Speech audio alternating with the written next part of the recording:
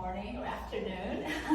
I'm Kledia Spiro, member at Kingston Gallery with Rhonda Smith, who has this amazing work here that we're going to talk about today, Madonna of the Woods. And before we get started, I just wanted to get a sense of what inspired you for this piece. You have a reference there of Madonna, but I would love to hear about what inspired you and also how you came about to this piece, because from what I know, it's a bit of a different process than your other work. It is. I think it comes out of my real sadness and misery over the destruction of the environment. That's just very simple. And I have this photo on my studio door of this stump here that's from a boreal forest. It's huge. It's so huge the man beside it is dwarfed. And I have that there kind of to pierce me every day that I see it, just so I won't forget that my position as a human being in this mess that we've created. So that was one thing. It's just there on the door. And then in my mind, there's always been this very mysterious picture by Piero della Francesca from the 1470s called the Pala Madonna. It's gorgeous, and it's the Madonna and the saints.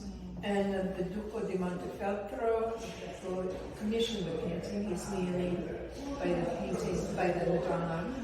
And above the Madonna is an ostrich egg. And that's the thing that's always been very strange to me. And the egg, to me, has been the potential of life, like the beginning, or it might not begin, an egg or a seed, and this kind of infinite replication of life, or not. And I just had this idea about adoration of trees. Wow. Yeah. That's so beautiful. I needed a second to take that in, especially because I did see that piece in person, and now in the context of what you're saying, you've been able to literally in some ways weave the very complicated environmental, destruction and pollution that's happening with something that was so beautiful then, but then became very complicated, through religious history, if you will. And have you thought about the complications in both those fields and how they can kind of come into play in this gallery? Look, I would say what tied them together for me, they weren't tied together. They were just two separate things floating in my mind. Yeah. And what tied them together was this book by the scientist Susan Simard called The Mother Tree, where she realized through hundreds of experiments that there is cooperation among trees in a forest, and even trees of different species. And they feed each other underground, and they communicate underground. And there's a mother tree. Wow. There's the connector amongst many trees surrounding this tree. And the mother tree, she coined this term, I'm sure it's very controversial among especially male scientists, but that's it. So that pulled together the painting and this reminder photograph I have on my studio door. And then, so I wanted to make something in homage not to the destruction, but a reminder. Yeah. So that was loosely the idea. Yes. Well, it's so beautiful that science in some ways was that connection. Yeah. And often we depend or look up to science, for evidence-based thinking, and yet I think art can maybe be louder because we have that freedom. And so with that, I wanted to talk a little bit about your past as a painter to sculpture and how that came about, and how you sort of, because you use color so poignantly, and we can't see it right now, but there's a reflection under here that's filled with sort of these like yellow neon colors, and I'm curious how much of your painting background informs your sculptures. Oh, it informs it a lot. I don't even know why I left painting. I really Or maybe don't know. you did it because that looks like a painting to me. I didn't. I knew that when I made that decision that I couldn't leave color behind. So I haven't. And I wanted that color, the vibrancy of it, to be the vibrancy of what's happening underneath the ground that we never see. Wow. So, and this you can just barely see. I mean, you have to make a little effort to see what's going on. So people have to literally like bend down. A little bit, yeah. And then there's this marvelous reflection. Yeah, but that transition from painting to sculpture was a big surprise to me. I just had started to build out my paintings. They were on panel, and I started to make them like topographical. Okay. Yeah. And I realized that's really what I wanted to do. Kind of like when you're a child and you play in the garden. Not everyone did that. Right. I did. Okay. Hopefully. Building things. Yes. You build things or you form things, and that stayed with me. Yeah. Well, because you say that, I do want to also touch on the playful aspect of this. Even though, again, you're touching on something so serious, there's something quite playful about the way you've composed this. And I wonder, even maybe on a subconscious level, are you trying to like inform the future generation, like the importance of the environment and what that could mean to them? Or is that something you've ever thought of?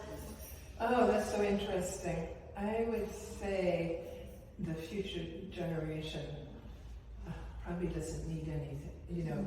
They're already saddled with all this difficulty.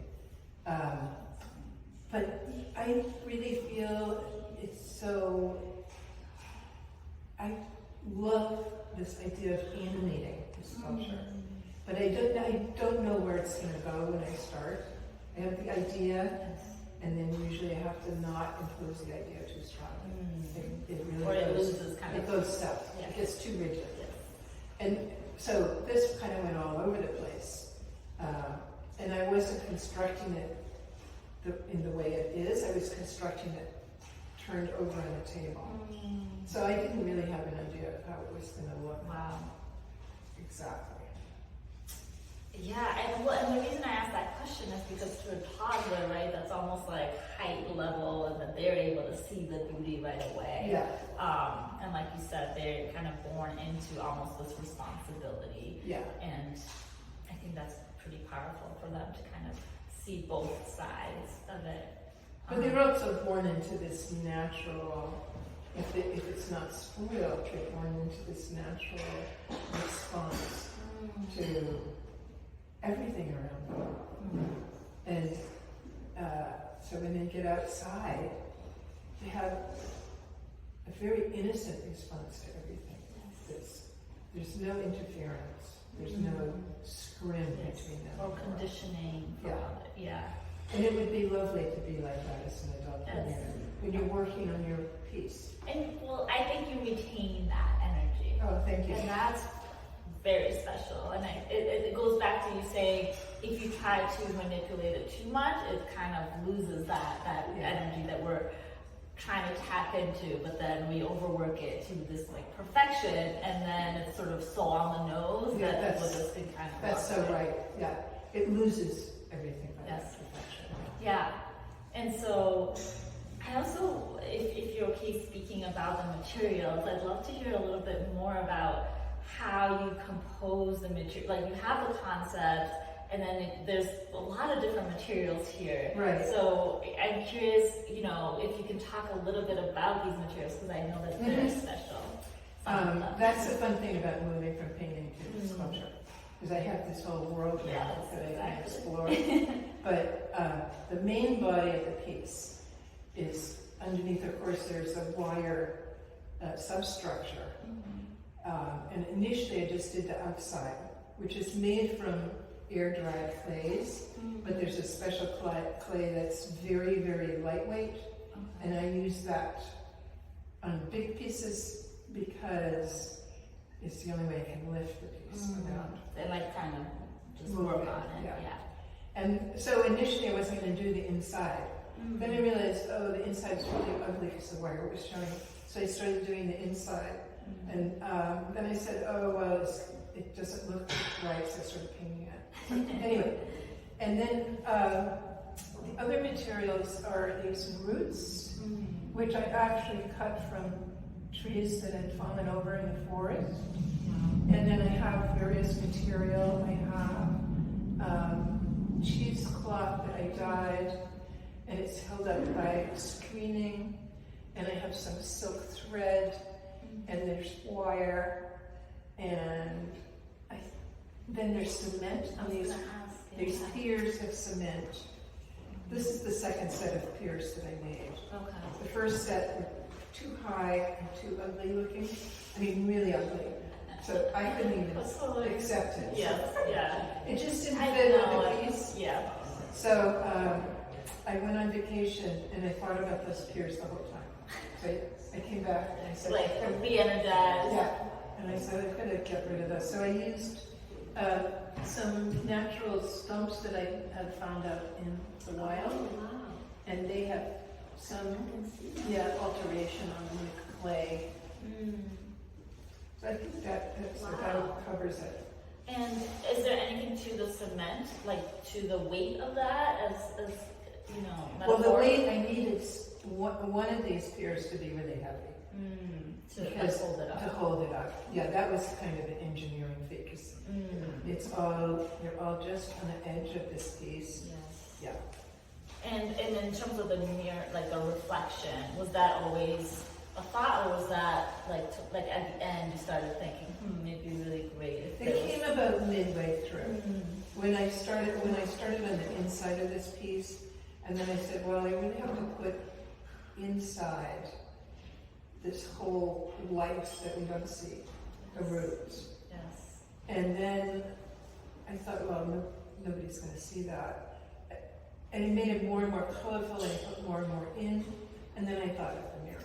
Wow. Yeah. It's so beautiful. I could spend literally hours on this piece. Seriously. Yeah. And I hope everyone gets a chance to see it and also spend hours with it. This has been such an amazing time talking with you. You also, are you going to have an artist talk at some point? Yes, we are. June 10th at 2 p.m. at the gallery. Amazing. So this was a little precursor to that, and hopefully people can find out more about your work. Thank you.